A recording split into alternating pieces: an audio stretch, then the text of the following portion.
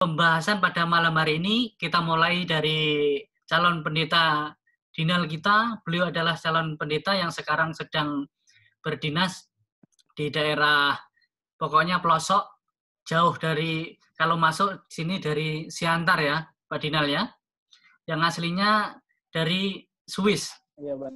Beliau aslinya dari Swiss, sekitar wilayah Simalungun.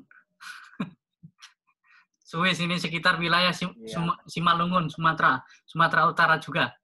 Oke, jadi sekitar 15 menit saya kasih waktunya kepada calon pendeta Dinal untuk menyampaikan topik cinta menurut Yesus.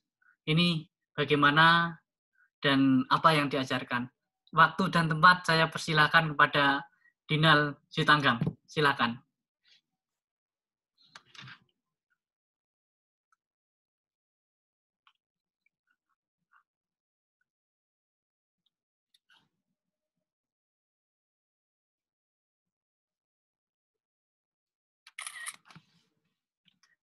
Suaranya belum masuk, Bang Dinal. Oke, ini bisa dengar? Oke, kedengaran.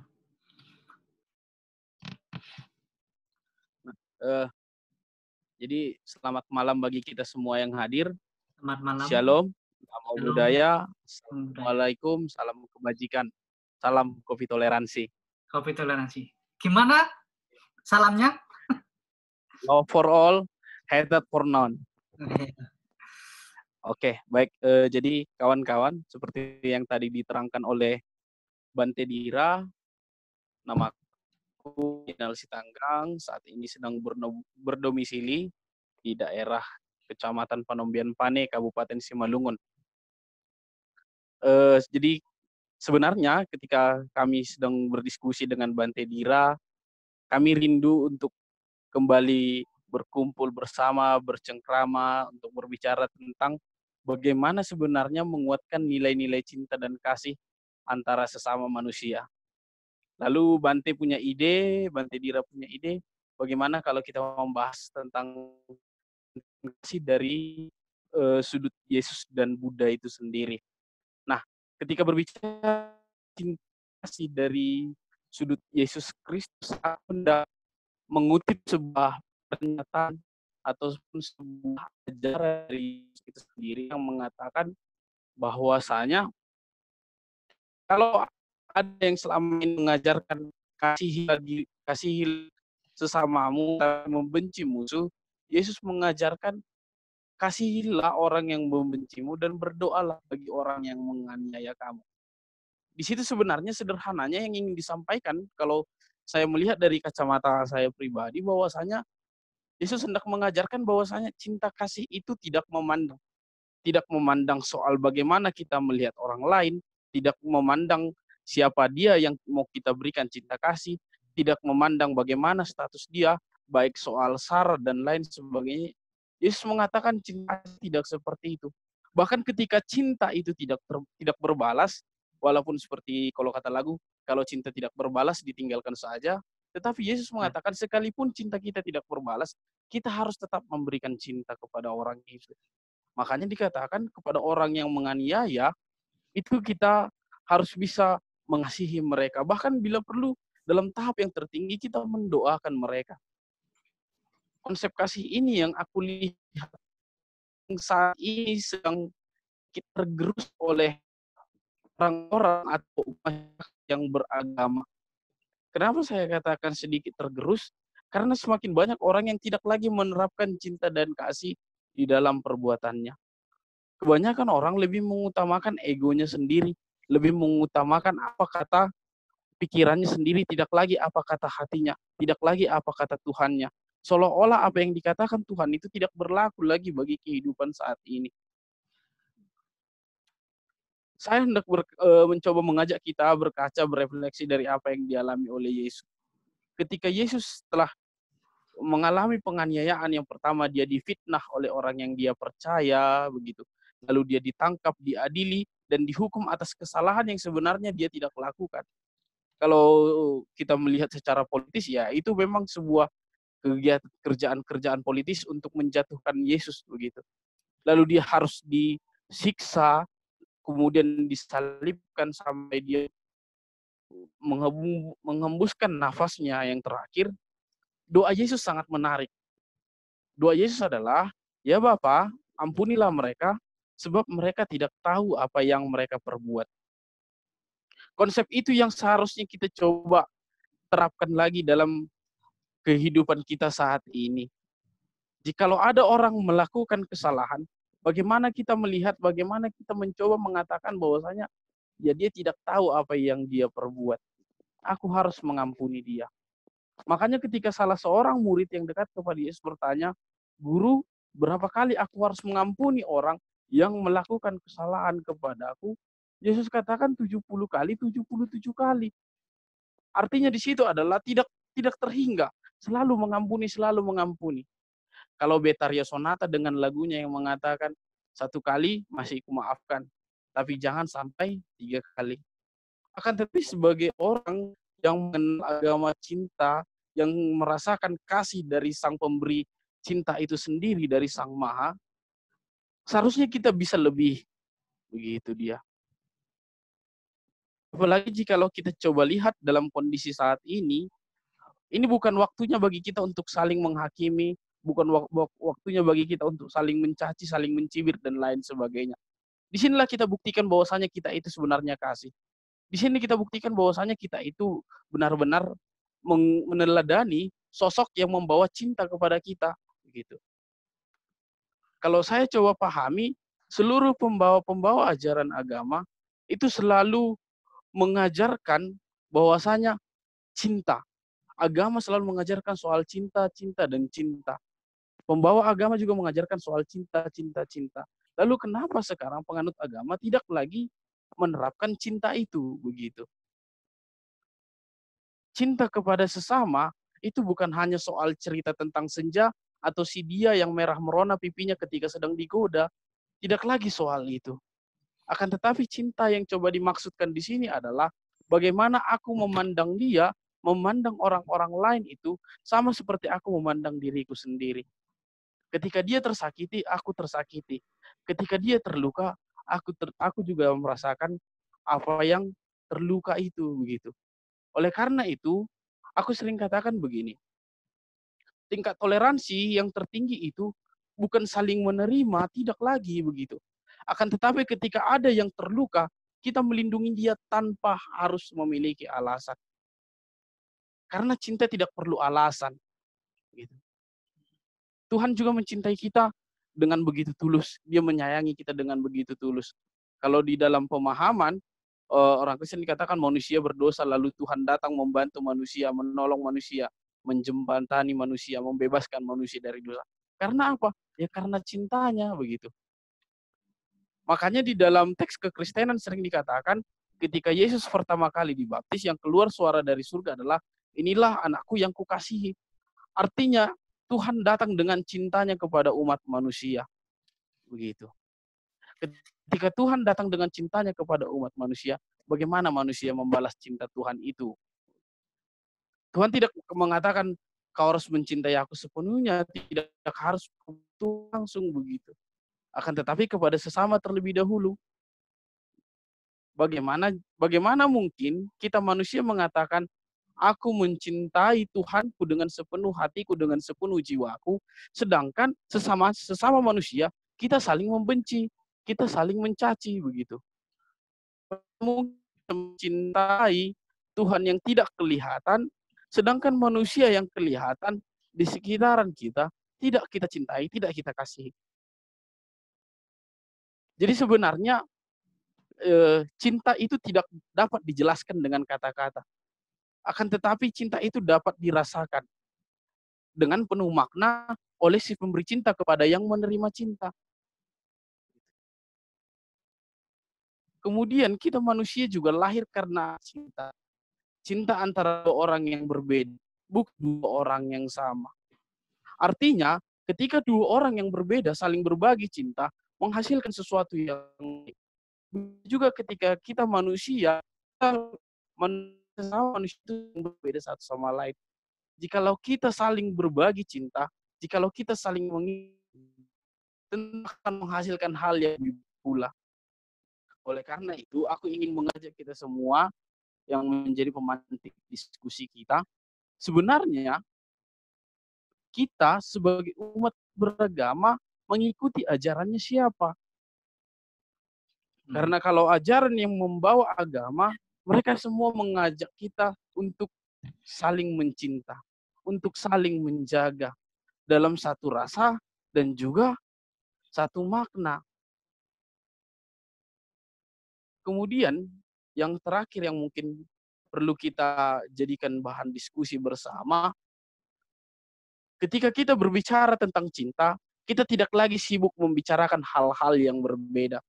Akan tetapi kita mencoba duduk bersama untuk mencari apa yang sama di dalam diri kita. Karena kalau kita selalu melihat yang berbeda, yang berbeda, yang berbeda, itu tidak akan ada habisnya. Sedangkan kalau kita melihat yang sama, yang sama, yang sama, akhirnya kita akan semakin bersatu. Karena apa? Karena kita selalu bersama. Karena kalau orang selalu bersama, rentan akan bersatu. Itu mungkin sedikit pemantik bagi kita di malam hari ini, Bante. Terima Oke, kasih. oke, terima kasih Bang Hodinal. Nah, luar biasa sekali ternyata di dalam ajaran manapun mengajarkan tentang cinta yang sesungguhnya, walaupun mungkin para penganut, pengikutnya ini masih dari segelintir mereka yang tidak benar-benar ya istilahnya menularkan cinta kasih dari agama-agama. Saya ingat seperti yang dikatakan oleh Bang Matahari Timur, bila ajaran agama-agamamu mengajarkan cinta, kenapa engkau lihat yang lain penuh dengan kebencian? Ya, kemarin juga saya pernah menyampaikan satu topik yang ini, dan saya menjelaskan bahwa agama saya adalah agama cinta. Tetapi ternyata ada yang protes juga, mana ada agama cinta. Ya, tapi sebenarnya di sini saya ingin mengingatkan kembali para sahabat-sahabat, teman-teman semuanya bahwa akar dari semua agama itu karena cinta. Akar semua istilahnya agama-agama yang ada di dunia ini adalah karena cinta. Cinta seseorang siapapun itu yang membawa terbentuknya satu agama itu adalah karena dasar cinta. Sama di dalam agama Buddha. Seorang Buddha kalau tidak memiliki cinta kasih yang besar, yang memiliki cinta kasih yang tanpa batas, setelah beliau mencapai penerangan sempurna, seorang pangeran Siddhartha yang menjadi Buddha, tidak mungkin beliau mengajarkan kepada semua makhluk hidup yang ada di dunia ini. Bahwa bahkan cintanya itu kepada semua makhluk. Kalau di dalam agama Buddha sendiri, kalau berbicara tentang cinta, doa yang paling utama di dalam sebenarnya kalau parita dan lain sebagainya itu bagi saya sebagai umat Buddha sendiri tidak menjadi doa tetapi menjadi pengingat ajaran-ajaran yang pernah disampaikan oleh Buddha itu sendiri. Tetapi doa hanya satu bait kalimat di dalam ajaran Buddha adalah Sabisata Bhawantu Sukitata. Semoga semua makhluk hidup turut berbahagia. Berarti secara tidak langsung ketika kita mengucapkan hal itu, kita harus penuh dengan cinta kasih karena mengharap kebahagiaan orang lain. Ya, sama ketika kedua orang yang saling mencintai, ya kalau berbicara cinta selain cinta dalam hal agama Buddha itu kan pengembangan cinta merupakan suatu cara agar manusia itu sendiri istilahnya peduli kepada orang lain, kepada makhluk lain, bahkan peduli istilahnya kalau kamu mencintai Tuhanmu ya cintai ciptaannya seluruh alam semesta ini. Ya, tidak terbatas oleh ruang dan waktu istilahnya. Yang akan terlahir ataupun yang sudah terlahir, yang besar, kecil, yang jahat ataupun yang tidak. Karena kadang-kala kalau kita berbicara cinta kan di dalam masyarakat ini kita masih sering berpikir siapa sih yang layak untuk saya cintai. Nah, gitu. Sebenarnya kita selalu berpikir siapa yang layak untuk kita cintai. Kadang yang kita cintai itu hanya orang-orang yang baik kepada kita, yang orang yang mencintai kita kadang. Karena di dalam kehidupan manusia, masyarakat ini, banyak orang membatasi kalau berbicara cinta itu hanya kepada orang-orang mungkin yang mencintai dia. Tetapi kalau di dalam ajaran Buddha itu sendiri, bahkan balaslah kebencian dengan cinta kasih. Bahkan orang yang membenci kita pun harus kita balas dengan cinta kasih, apalagi yang mencintai. Ya, setidaknya kalau di dalam praktek keseharian, saya rasa praktek cinta kasih kepada seluruh makhluk hidup yang ada di alam ini, kita harus benar-benar aktif ya. Aktif. Cinta di sini bukan hanya sekedar filsafat, bukan hanya sekedar rasa, bukan hanya sekedar filosofi atau sastra atau syair-syair para pujangga, para penulis dan lain sebagainya. Tetapi marilah kita sebagai manusia yang beragama mempraktekkan cinta itu yang aktif, ya, mempraktekkan cinta itu aktif. Ya, cinta yang aktif di sini bukan hanya bilang aku cinta padamu, bukan, itu belum cinta. Itu hanya satu istilahnya ungkapan seorang manusia kepada manusia lain yang memiliki insting yang saling menyukai, belum saling mencintai. Ya, cinta pada dasarnya itu kita tidak ada rasa lagi, tidak ada rasa istilahnya.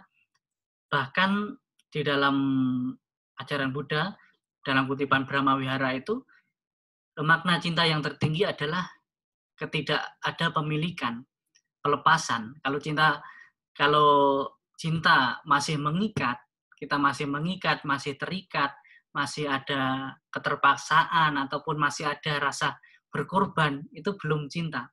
Namanya masih kalkulasi ya. Kalau seorang sastrawan Sujiwo Tejo bilang, kalau cinta masih kita bilang masih berkorban, berarti kamu belum mencintai. Sama kalau kita dalam mempraktekkan cinta kasih di dalam kehidupan kita sehari-hari, kalau kita Bante kita berdana memberi cinta kasih itu kan perlu berkorban. Tidak. Sebenarnya itu memang kewajiban kita untuk menyebarkan cinta kita kepada orang lain. Nah, walaupun kita memberi, walaupun kita kasih mereka, kita tidak berkorban. Tetapi kita sadar bahwa itulah sebenarnya yang harus kita lakukan. Maka ketika kedua orang, cowok atau cewek yang saling mencintai, maka dia tidak pernah, seharusnya dia tidak pernah berpikir, apa yang sudah kamu lakukan, apa yang sudah kamu berikan kepada saya. Kalau kamu bilang kamu mencintai saya, apa yang sudah kamu berikan kepada saya? Apakah perhatian, apakah tanggung jawab, dan lain sebagainya? Tidak seperti itu. Tetapi cinta seharusnya apa yang sudah saya lakukan kepada orang-orang yang saya cintai. Bukan kok apa yang sudah kamu lakukan ke saya, tetapi apa ya yang sudah saya lakukan kepada orang-orang di sekitar saya. Nah, ini baru cinta muncul. Nah, kalau di dalam agama Buddha sendiri, ada satu bait atau syair yang membawa perdamaian, yaitu loka patabi meta. Dengan cinta dapat menyelamatkan dunia. Maka dari itu, kenapa saya sering mengatakan kalau berdialog, berdiskusi lintas agama, agama saya adalah agama cinta, karena saya ingin mengajak semua teman-teman yang beragama kembali pada esensi ajaran agamanya yang berkenaan tentang cinta. Maka kalau kita sama-sama masing-masing mempraktekkan cinta kasih di dalam diri kita, maka tidak ada namanya perbedaan agama dan lain sebagainya. Sama ternyata semua mengajarkan tentang cinta. Oke, kawan-kawan, ternyata menarik sekali sebenarnya membahas tentang cinta ini sendiri. Sebenarnya malam hari ini kita memiliki satu tamu yang sangat luar biasa juga. Selain Bang Dinal yang luar biasa di sini, Pak Pendeta yang luar biasa di sini. Di sini juga hadir seorang penulis buku, seorang Bante, seorang dosen, ya, seorang Bante, seorang dosen, yaitu Bante Badramano yang sudah bergabung di sini. Mungkin nanti Bante akan memberikan sedikit bocoran tentang cinta menurut beliau yang sudah ditulis dalam sebuah buku yang berjudul Senja. Ya, ini